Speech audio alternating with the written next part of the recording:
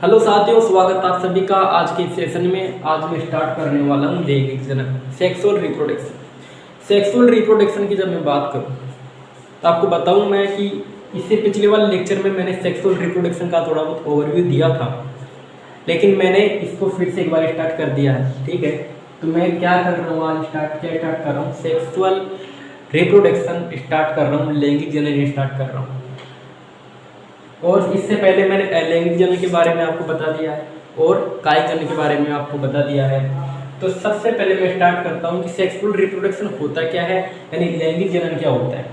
जब मैं लैंगिक जनन की बात करता हूँ तब मुझे ये पता होता है उसके बारे में कि लैंगिक जनन का मतलब होता है कि जब दो युग्मक आपस में मिलते हैं, दो युग्मक आपस में मिलते हैं। अब युग्मक कैसे युग्मक अलग अलग एक जाति के ही अलग अलग ऑर्गेनिज्म के युग्मक जो आपस में मिलते हैं तो उनके द्वारा जो युग्मनज का निर्माण होता है, इसे बोलते हैं लैंगिक जनन होता है। इसे क्या बोलते हैं हम?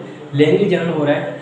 सिंपली मैं आपको अगर समझाऊं तो मैं कहूँगा कि यहाँ पर क्या होता है कि दो जनकों के द्वारा एक संतति का जो निर्माण होता है उसे लैंगिक जनन कहते हैं। दो जनकों के द्वारा एक संतति का जो निर्माण होता है, संतति बन रही है, एक नया जीव बन रहा है, इसे बोल रहा हूँ लैंगिक जनन। अब समझिए इसको कि लैंगिक जनन क्या होता है, सेक्सुअल रिप्रोडक्शन किस प्रकार समझ सकते हैं। मैं ये बोलता हूँ कि जब लैंगिक जनन होता है तब उसके अंदर क्या होते हैं, दो युग्मक क्या होते हैं, संलिप्त होते हैं। दो युग्मक मिलते हैं और किसका निर्माण करते हैं? युग्मनज का निर्माण करते हैं। किसका निर्माण करते हैं? युग्मनज का निर्माण करते हैं। किसका निर्माण करते हैं?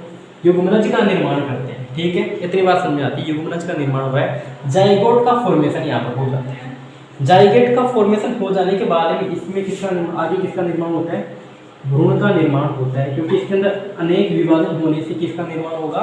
भ्रूण का निर्माण होता है। और भ्रूण का निर्माण हो जाने के बाद इसमें किसका निर्माण होता है? जीव का। अब मैं इसके माध्यम से आपको क्या समझाना चाहता हूँ, मैं आपको बताता हूँ यहाँ पर कि युग्मनज बना, भ्रूण बना और भ्रूण से बना जीव। यानी इसके अंदर कैसा हो रहा है कि दो युग्मक जब मिलते हैं तब युग्मनज बन रहा है, एक कोशिका बन रही है जिससे एक नया जीव का निर्माण हो रहा है। तो ये भी आपको समझ में आ जानी चाहिए कि लैंगिक जनन होता क्या है। ठीक है, लैंगिक जनन क्या होता है कि दो जनकों के द्वारा एक नए जीव का निर्माण करने की जो प्रक्रिया है उसे लैंगिक जनन कहते हैं।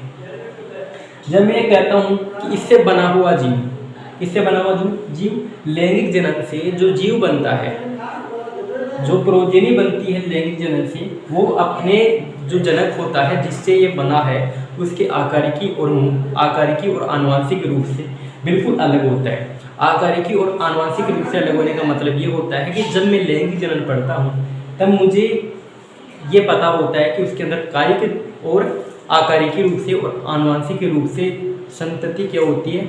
समान होती है। लेकिन इसके अंदर क्या होता है कि वो संतति क्या होती है? अलग अलग होती है।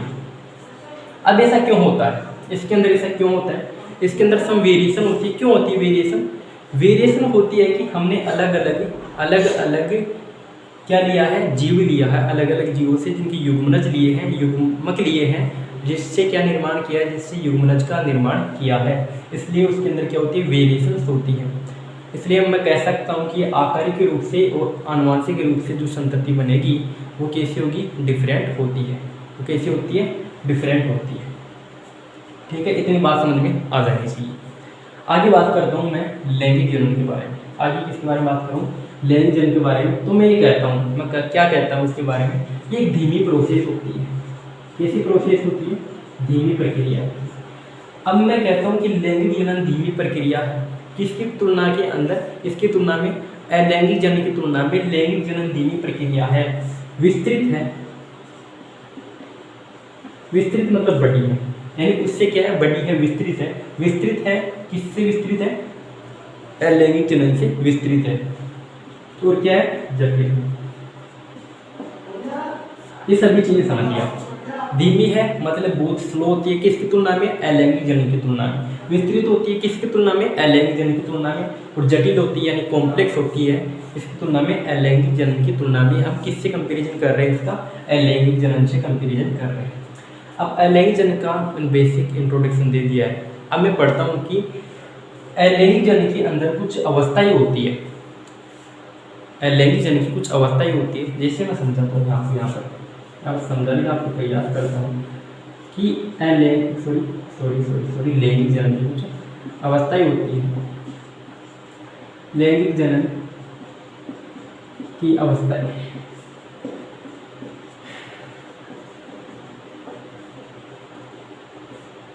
अभी लैंगिक जनन की अवस्थाएं क्या होती है, लैंगिक जनन की अवस्थाएं क्या होती है उसको मैं समझाता हूँ। लैंगिक जनन का मतलब, लैंगिक जनन के अंदर हम कितनी अवस्थाओं को पढ़ते हैं। यहाँ पर मैं सबसे पहले बात करूँगा किसकी, सबसे पहले मैं किसकी बात करूँगा, मैं सबसे पहले अवस्था की बात करूँगा। यहाँ पर गलती से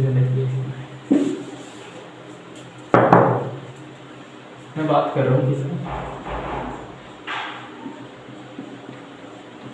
लैंगिक जनन।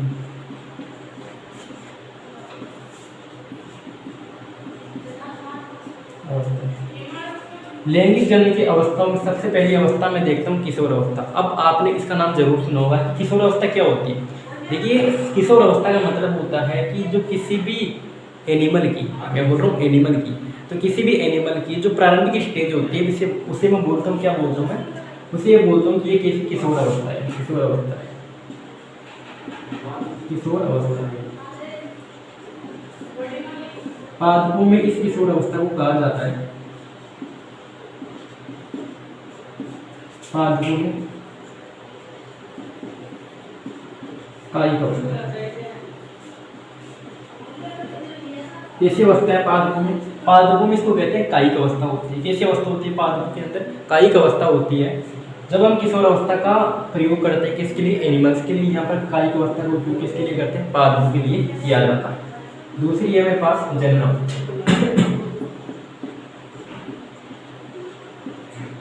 जनन अवस्था। थर्ड है मेरे पास कौन सी है, थर्ड होती है जनन अवस्था होती है। जनन अवस्था के बाद में कौन सी आती है, कौन सी आती है, कौन सी आती है, जीर्णता अवस्था, जीर्णता, यह बोलता हूँ वृद्धावस्था। किसी अवस्था है वृद्धावस्था है।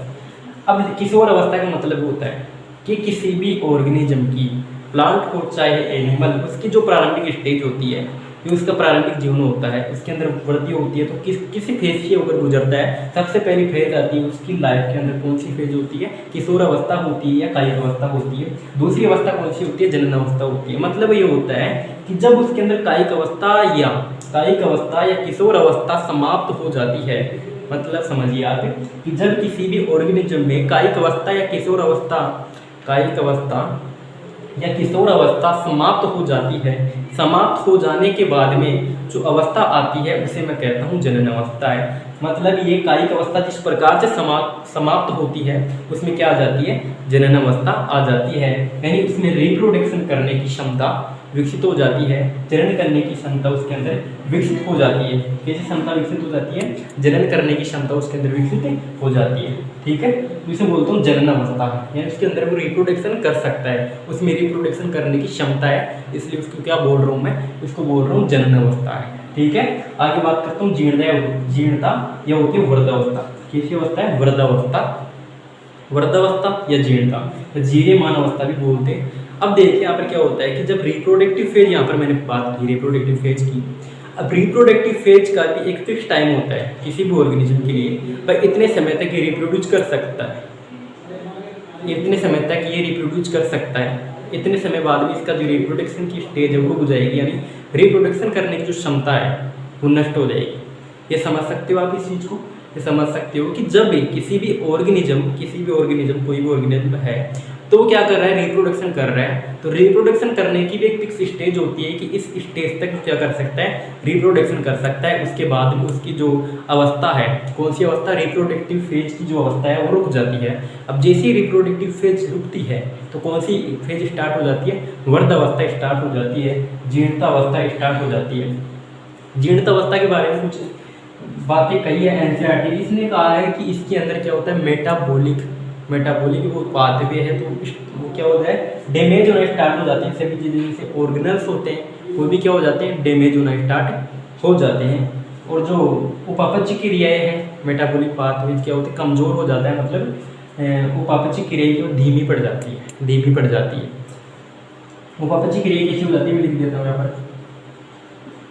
उपापचय क्रियाएं धीमी हो जाती है। कैसी हो जाती है? उपपक्षी क्रियाएं धीमी हो जाती है। ठीक है, उपपक्षी क्रियाएं धीमी हो जाती है जीर्णावस्था या फिर वर्धावस्था